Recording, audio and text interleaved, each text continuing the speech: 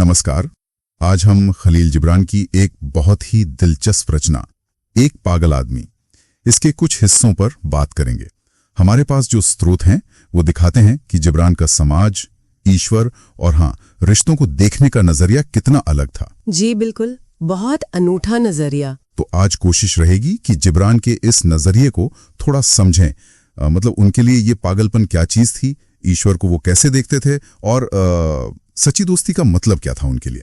हाँ, ये सवाल बहुत गहरे हैं और सोचने वाली बात है ना, कि क्या ऐसा हो सकता है कि जिसे हम या समाज पागल समझता है वो असल में सबसे ज्यादा आजाद हो, सबसे ज्यादा समझदार। जिब्रान हमें कहीं ना कहीं मजबूर करते हैं कि हम ये जो समाज के दायरे हैं इनसे बाहर सोचें। चलिए इसी पर बात करते हैं।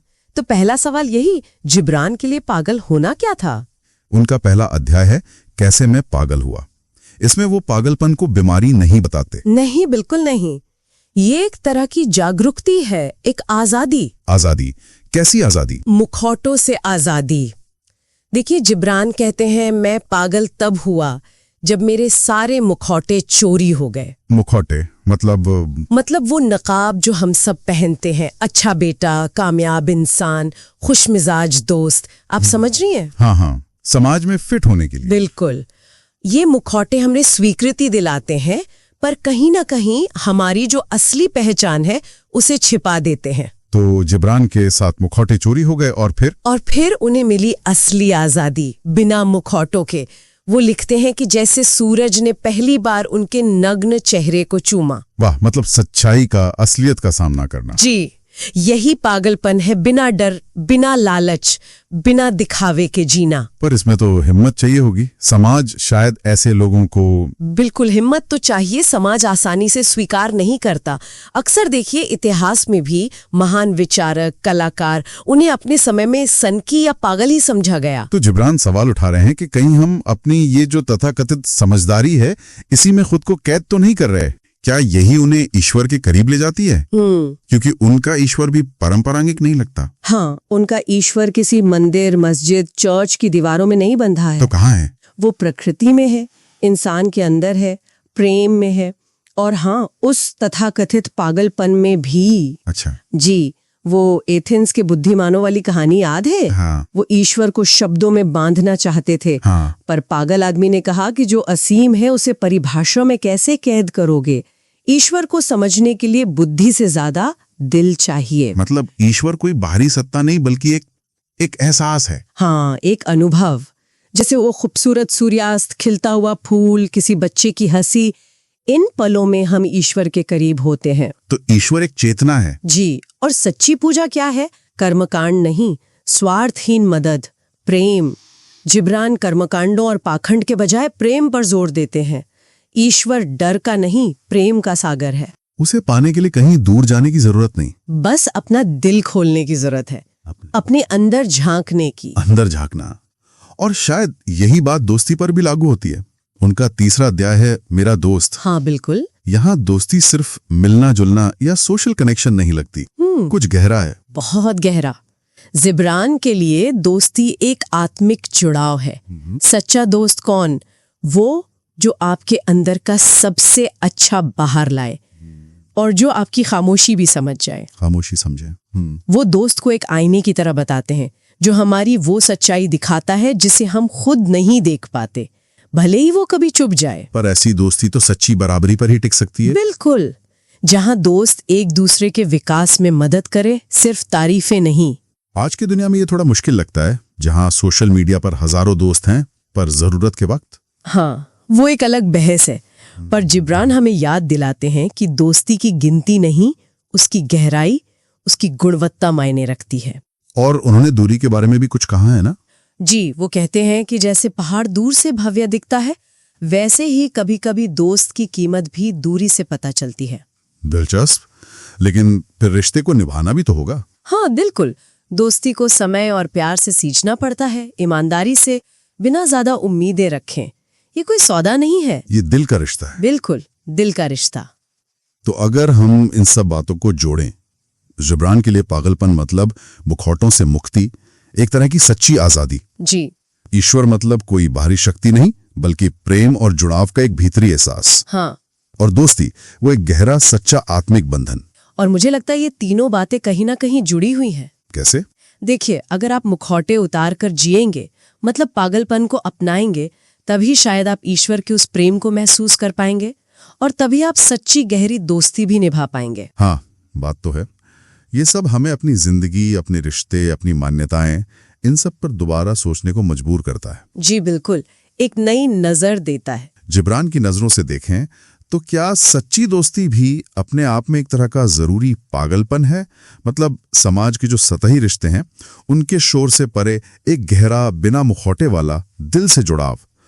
हमारे पास जो स्रोत हैं वो दोस्ती, समाज के कुछ कह सकते हैं अजीब से प्रतीक, फिर जागरूकता की कमी और वो जो लीक से हटकर सोचने वाला ज्ञान होता है ना, उस पर जिब्रान के बड़े अनोखे और कभी-कभी तो चौंकाने वाले विचार सामने रखते हैं। हाँ बिल्कुल, और आज हमारा इरादा यही है कि इन विचारों की परतें खोली जाएं, ये समझा जाए कि जिब्रान हमें किन स्थापित सच्चाइयों पर सवाल उठाने को कह रहे हैं। अच्छा। हाँ, हम देखेंगे कि वो दोस्ती को कैसे देखते हैं, फिर वो जो खेत में बिजूका खड़ा होता है, हाँ, उसमें क्या गहरा मतलब छिपा हो सकता है, समाज में नींद में चलने वाले कौन हैं, और एक समझदार कुत्ता वो कैसे इंसानी दुनिया पर एक तीखा कटाक्ष करता है।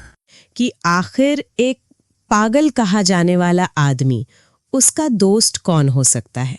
मतलब क्या कोई ऐसा जो समाज के लेबल से परे देख पाए? बिल्कुल, स्रोत यही इशारा करते हैं कि ऐसी दोस्ती सतही नहीं हो सकती, ये गहरी होगी, अनूठी होगी, शायद ऐसी जिसे शब्दों में बांधना भी मुश्किल हो।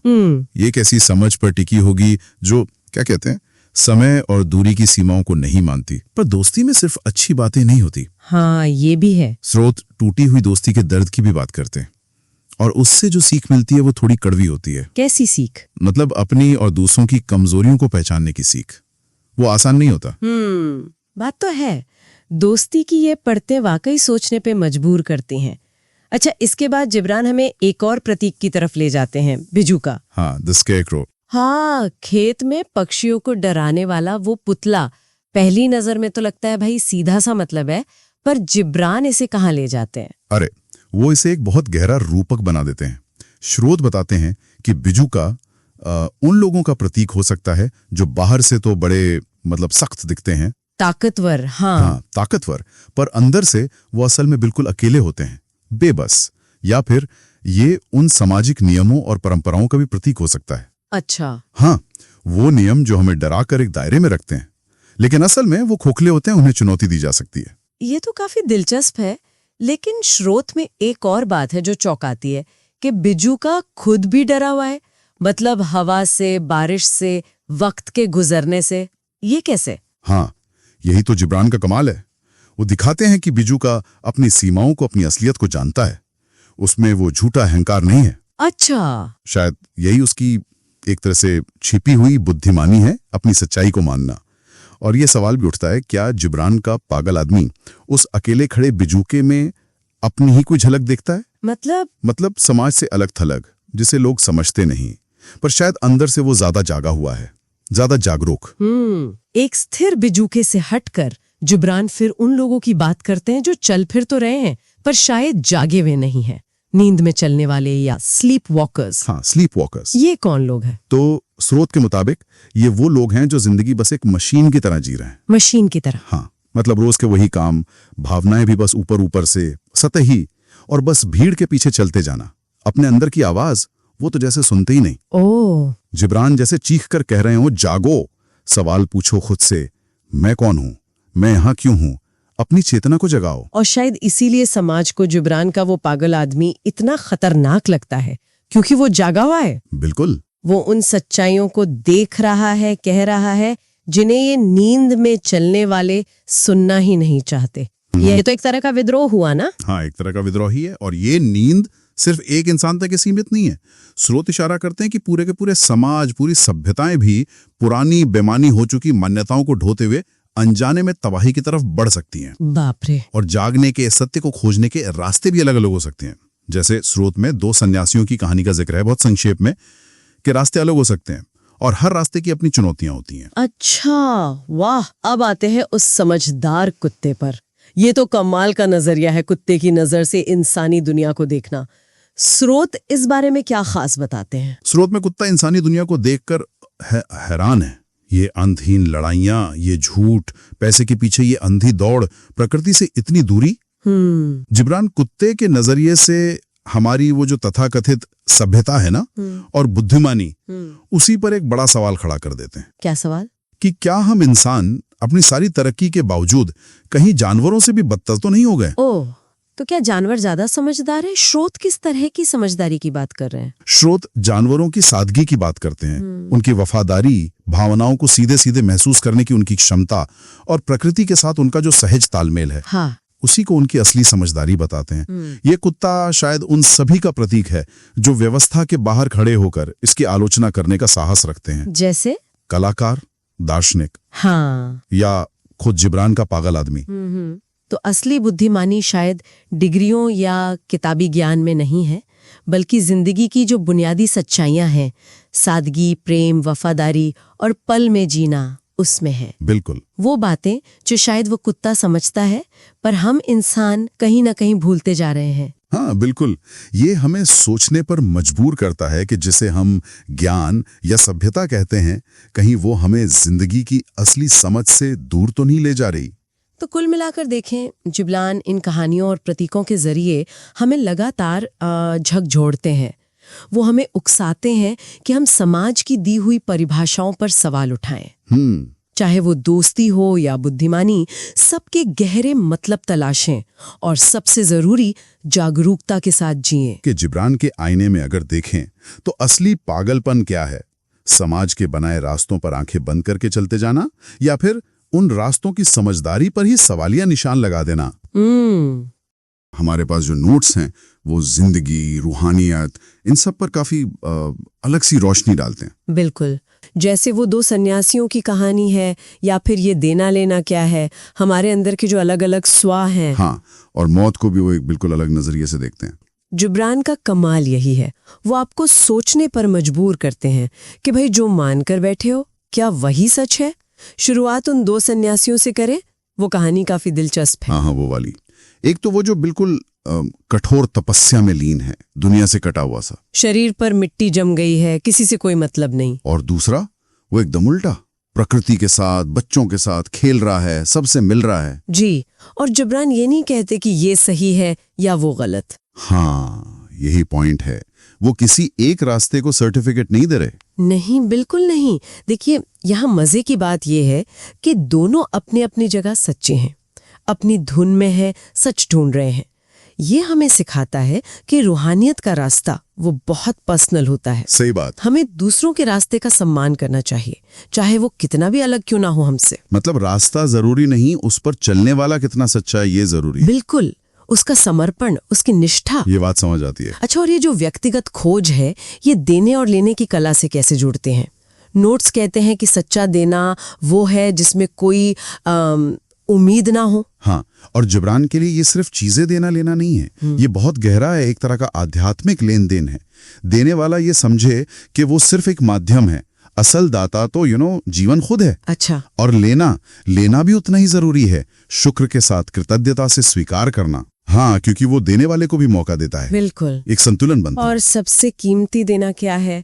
वो है खुद को देना, अपना वक्त, अपना प्यार, ध्यान देना। ये तो बहुत बड़ी बात है। मतलब जिसके पास पैसे नहीं है वो भी अमीर हो सकता है। हाँ। एक मुस्कान देकर, किसी की बात सुनकर। वो जो पागल आदमी का जिक्र है ना आपके नोट्स में, हाँ। शायद वो दुनिया की नजर में इसीलिए पागल है क्योंकि वो हिसाब नहीं रखता। बिल्कुल, बस प्यार और हमदर्दी देता है। और शायद वही सबसे बड़ी दौलत है। सही कहा। और इसी अंदरूनी दुनिया की बात आगे बढ़ती है 7 आत्माओं के विचार से। हाँ। ये क्या है 7 आत्माएं? हाँ, ये हमारे अंदर के अलग अलग चेहरे हैं, समझिए। जैसे कभी हम बहुत स्वार्थी हो जाते हैं। हाँ। कभी बहुत दयालु, कभी गुस्सा हावी होता है, कभी एकदम शांति। अच्छा, तो ये सब हम ही हैं? जिब्रान यही कहते हैं कि ये सब आपके हिस्से हैं, इनको दबाने की जरूरत नहीं है। हाँ। जैसे हम अक्सर करते हैं ना। हाँ, अपने बुरे हिस्सों को छुपाते हैं। बिल्कुल, जिब्रान कहते हैं इन्हें समझो, अपनाओ, इनमें एक बैलेंस लाओ। जब हम अपने हर रूप को स्वीकार कर लेते हैं, अच्छा बुरा सब, तभी अंदर एक सुकून आता है, हम पूरे महसूस करते हैं। खुद को पूरी तरह कबूल करना, ये गहरा है। यही शायद सच्ची आंतरिक शांति है। और फिर इस सफर के बाद हम आते हैं मौत के विषय पर, कब्र खोदने वाले की कहानी, ये थोड़ा भारी लगता है। लेकिन जिब्रान इसे डरावना नहीं बनाते। उनके लिए मौत कोई अंत नहीं है। अच्छा, तो क्या है? एक बदलाव है, ट्रांसफॉर्मेशन, जिंदगी के चक्कर का एक जरूरी हिस्सा। वो कब्र खोदने वाला हमें क्या याद दिलाता है? कि जिंदगी छोटी है। हाँ, कि सब कुछ क्षण भंगुर हैं, राजा हो या गरीब, आखिर में सब मिट्टी ही हैं, सब बराबर। तो इससे डरने की बजाय इससे प्रेरणा लेनी चाहिए कि जब अंत यही है तो इस पल को, इस जिंदगी को पूरी तरह से जियो, जी भर के। मतलब जो जिंदगी से प्यार करते हैं, खुलकर जीते हैं, उन्हें मौत से डर नहीं लगता। जिब्रान के हिसाब से असली मौत तो तब होती है जब इंसान अंदर से मर जाता है, जीना छोड़ देता, उसके सपने मर जाते हैं। बिल्कुल, भले सांस चल रही हो, असली मौत रूह की होती है। तो इन सारी बातों का निचोड़ क्या है? ऐसा लग रहा है जिब्रान कह रहे हैं कि अपने मुखौटे उतारो, हाँ, अपने अंदर के विरोधाभासों को अपनाओ। हाँ, जिंदगी जैसी है, जटिल, उलझी हुई, उसका सम्मान करो। बिल्कुल, यही सार यही है कि सच के कई पहलू होते हैं। हर सफर, हर रास्ते की अपनी अहमियत है। देने और लेने में एक संतुलन हो, अपने अंदर के हर मैं को जगह मिले। और ये याद रहे कि जीवन क्षणभंगुर है, तो इसे पूरी शिद्दत से जिया जाए। हाँ, यही जिब्रान के फलसफे का केंद्र है। और ये हमारे सुनने वालों के लिए एक सोचने की बात छोड़ जाता है ना? क्या?